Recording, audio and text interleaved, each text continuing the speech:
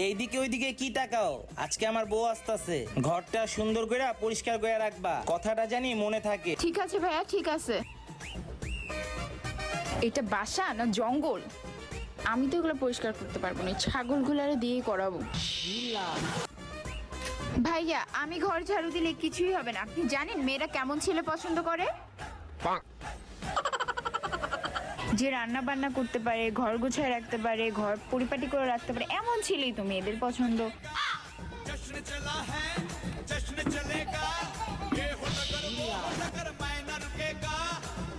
আর যদি ছেলেরা ফ্যান মুছতে পারে তাহলে তো মেয়ে তার ফ্যান হয়ে যাবে।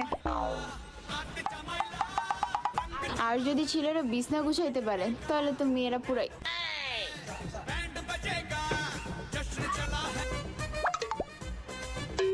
আর যদি ছেলেরা চা বানাইতে পারে তাহলে তো বিয়ে পুরাই কনফার্ম।